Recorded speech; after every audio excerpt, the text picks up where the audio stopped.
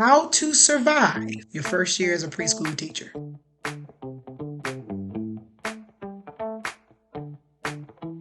What's going on, world of early childhood education? I'm Jasmine Cheese, and you're listening to T and Early Childhood Education, also known as T and ECE, where we inspire and empower educators with personal and practical tools that make the difference. I want you to grab your tea mug and your tea. One of my favorite brands of tea, it's called Peak Tea. Let's get a little closer. Peak tea, and these are actually tea crystals. And so this is the flavor that I have in here today. It's mint green tea. All right. And so again, grab a mug, grab your tea, also grab something to take notes with, and let's jump into it. And so this is, if you are new to the field of early childhood education, you're a director, a coach, or administrator over a preschool program, and you work with first year teachers, this episode is for you. All right. Over the years, I have worked with a ton of 1st to 5 year teachers. I've trained them in their classroom. I've coached them during my locked in coaching sessions. And so one thing that comes up is, how am I going to make it through my first year? What do I need to know? What are things that I need to get a hold of so that I'm successful this year? Right? So along with curriculum, along with procedures and policies, I just want to be a successful teacher this year. And that's a good thing to be invested in, right? You want to be the best that you can be for these children that are in your care. So we're going to talk about a few things today, and I hope that they help you. The first thing that I want to share with you all is have fun. Enjoy what you do. I would say that preschool is like no other. And so I can remember my first year as a preschool teacher. Now, I had the fortunate opportunity to be able to come up under a veteran teacher. And I would say for first year teachers, having that mentorship, and we'll talk about that a little bit later, is very important. I was able to be in a classroom with a teacher that had been already teaching. She had already been teaching about 20 years. And I remember her because she was very pertinent in my love for early childhood education. And so I worked in the classroom with her. Right alongside her, it was a pre-K classroom. I didn't necessarily know if this was what I wanted to do for my career, but I knew that I was interested in it. I knew that I was always around children, and I knew that I had an influence and a part to play in their life. So I was with this 20 plus year teacher, being in the classroom, being able to teach with her, being able to watch how she dealt with situations, how she handled things. I was able to ask her right on the spot questions. Having that mentorship, having some other things really helped me to have fun in what I was doing and to really understand what I was doing. Okay. So when I say that first part of have fun, enjoy, there's nothing like working in preschool. And it's a wonderful experience to be able to be a part of a child's fundamental years. Another thing that I found to be beneficial in surviving my first year of teaching in preschool is there's something called pre-work. Right. And so you get the idea of pre-work. It's things that you do before you actually get into what you're going to be actually working on. Well, this pre-work, it may not necessarily mean the trainings, because of course we get the trainings. It's not necessarily geared toward the schooling that you obtain as a teacher, as an educator, when you go and get your certificates and things like that. But the pre-work part of being successful and surviving your first year is really holding on to your why. Why is it that you are a preschool teacher? Why are you doing this? What is the reason why you're getting up in the morning, with all the energy that you can definitely muster up, step into that classroom and be the best that you can be for those children. Why are you doing that?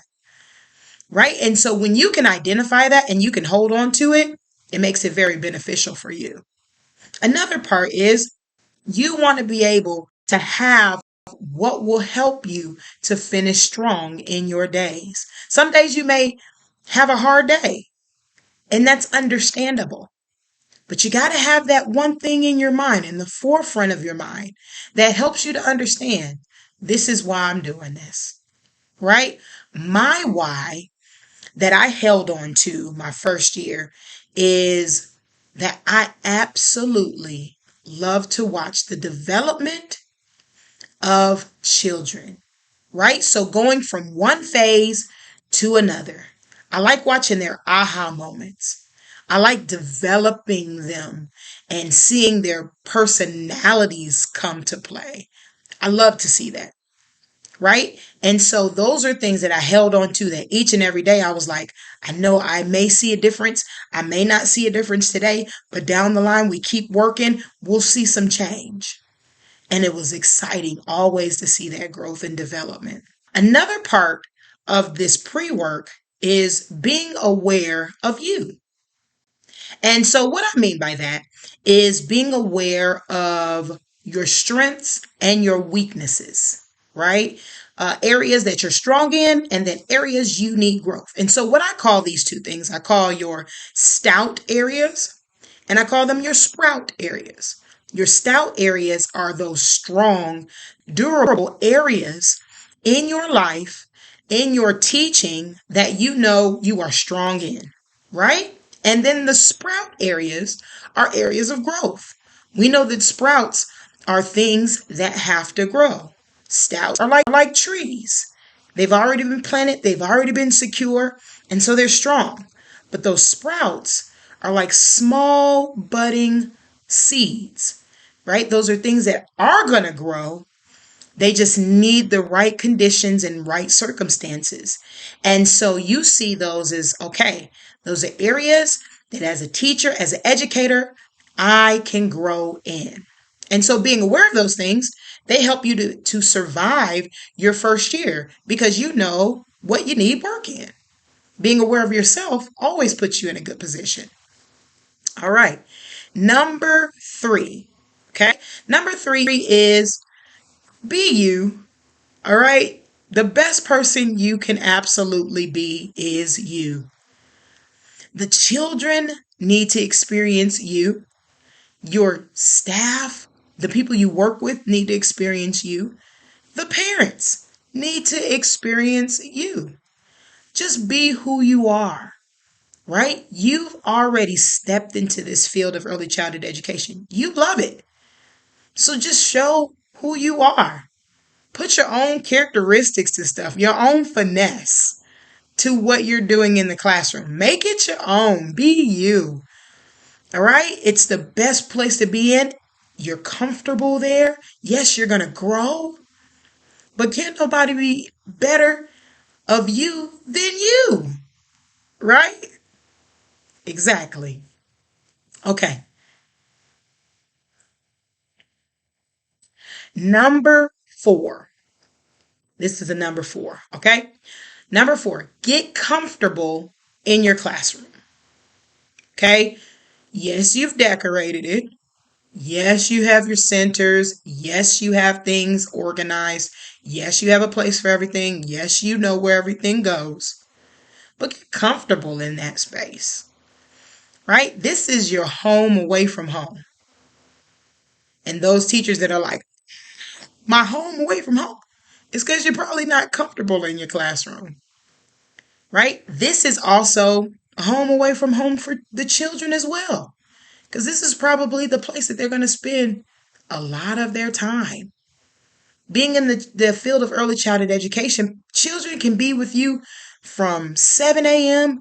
to 5 or 6 p.m. A great portion of their day is spent in this classroom and with you. So be comfortable in that space, right? That's where you're going to want to spend time. And so having that sense of belonging and comfortability in that space, it'll do you well. It'll help you to survive your first year. Another thing that helps, number 5, know those that labor among you. What does that mean? Well, as early childhood educators, we have to keep something called ratios. Other early childhood educators, you know what I mean by that. Ratios, right? That is teacher child ratios. So, of course, you're going to have to work with somebody else, whether it's a co teacher, whether it's an assistant, whether it may be a floater. You've got to work with somebody else in your classroom. And so, part of your success, your surviving in that classroom, is knowing who you're working with, knowing those people that work labor with you, they work alongside you. Right? You know their personality, you know likes and dislikes. You're able to play off of each other. You're able to complement each other's strengths, areas of growth. You're working together as a team. You're not feeling like you're going at it by yourself, right? And so that's a pleasant feeling to have in your classroom, because there could be a flip side to that. And when you're struggling with people in your classroom, it makes for I would say, a disappointing atmosphere, right? And that drains you. And so that takes down your success level. But we want to be put in positions where we can be successful in the classroom. All right. Number 6, plans and procedures. Now, I know that some people don't think that this is important, but in order for you to survive the full year, you got to have some plans and procedures. I'm going to let that sit for a minute. Let me grab some tea. Why do I say that? Well, this is here. These things need to be established the first week of school. Actually, not even just the first week. Give it the first weeks of school, first month of school, to actually take time for plans and procedures, the how to do things, the why to do things, right? During these weeks, never assume that the children just know how to do it. If you're going to make it accessible to them, teach them how to use it first, or teach them how to do it first. All right? You are their teacher and you are their example. So take that time to sow into them what to do and how to do. When they know what to do and they know what to expect, it works for your favor. Believe me. All right? And number 7, focus on what you can control and let go of what you can't. All right? I know so many of my own instances and also other teachers where when things didn't necessarily go the way that they planned, it was like the whole day was up in a rug. You don't want to do that. Listen, you can't control everything. Yes, you can put the plans in place. You can put the schedules, the routines, the procedures. You can put those things in place. But listen, you can't control everything. And if you can't, let it go. Do your best. Do what you can. All right? And look at the positive side of it. And then take opportunities to make those teachable moments if it has to do with the children, so that down the line, they can be successful as well. But don't stress over it. It's going to be all right. It'll work out. Okay? You just keep working at it. So those are some pieces of what is very important when it comes to having a successful first year, right? So the first thing that we talked about was have fun. Enjoy. Enjoy what you're doing, right? We also talked about doing that pre-work, doing some work beforehand so that you are successful in your school year. Be you, okay? There's nobody better that can be you but you. So be you. Get comfortable in your classroom and know those who labor among you, those who you're working with. Put plans and procedures in place and focus on what you can control and let go of what you can't. Right? One of the biggest pieces that made my first year so successful that I mentioned in the beginning was mentorship.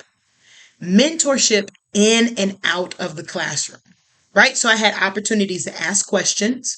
So I wasn't able to just be in those situations and know what to do, but how to do. Okay? You want to have trusted and experienced sources of teaching and advice that will guide you into having a successful year, right? And I saw this as a very important thing. That's the exact reason why I started my locked in coaching mentorship program, where teachers lock in and get specific solutions to their specific circumstances. Right? Locked in is a coaching session with access to 16 plus years of ECE experiences made available to you through helping you with ups and downs that leading in your program, it'll come up, right? And so that's where people have the opportunity to sit in with me and ask questions, to bounce ideas, to get advice. And one thing I think about this is that isn't a luxury, right? I think that this is something that educators deserve. You deserve to have opportunities where you can talk to somebody who's been in the field that has the experience. You deserve those opportunities, right? To have your needs met, to produce an atmosphere of success in your classroom. I think it's what every school district and program should provide as an essential part of personal and professional development for the teachers. So guess what? Attached to this program that we do for coaching is a private supportive community, right? Where you can receive encouragement, inspiration, and tools to keep you rock starring it out as an educator, right? So we have these opportunities for teachers. So the teachers that reach out to me, they recognize that they deserve this type of development as a professional, and they have already become a part of the locked in coaching program and taken advantage of all the growth and opportunities it provides so they can have the best year possible. So to you, if you'd like to join them, then I want you to go to littleonesinc.com/coaching encounter. And I want you to set up a session with us so that we can provide you with that necessary opportunity to have the advice, the experience, and the mentorship to make this a successful year for you. Because not only will you survive, but you will thrive. So, if this video was informative to you and helpful, please like, comment, subscribe, send us comments, questions. We want to address them here on the episode. And until next time, please join the community where ECE is our superpower. See you later.